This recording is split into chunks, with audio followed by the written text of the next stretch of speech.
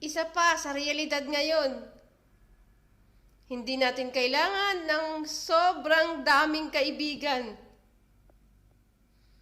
Mas okay na yung meron tayong iilan, pero mapagkakatiwalaan. Kahit anong sabihin mo sa kanya, yung mga sikreto mo, mapapalagay ang loob mo na hindi makakarating kahit kanino.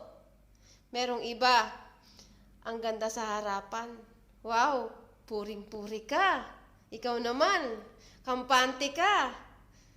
Hindi mo alam, kinabukasan, marami na siyang sinasabi sa iba. Ang galing, di ba?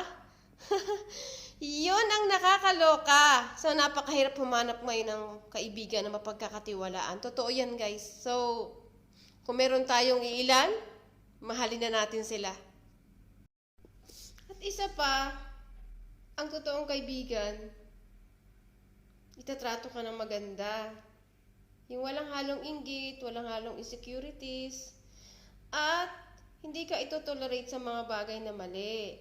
Pagsasabihan ka, sasabihin sa'yo na, alam mo, hindi ko gusto yung ginagawa mo. Kahit na masaktan ka pa, may malasakit siya sa'yo.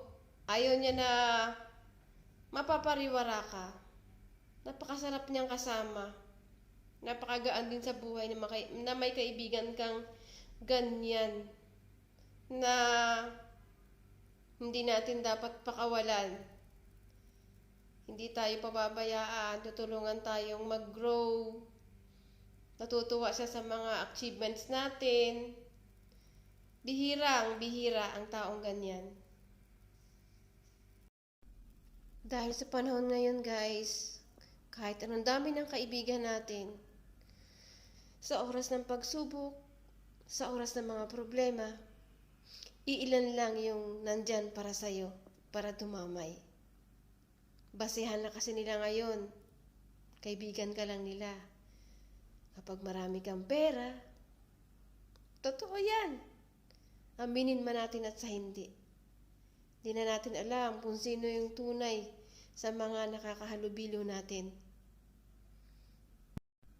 Minsan pa, kung sino yung pinagkakatiwalaan mo, yun pa yung pagdating ng araw, matinding enemy mo na.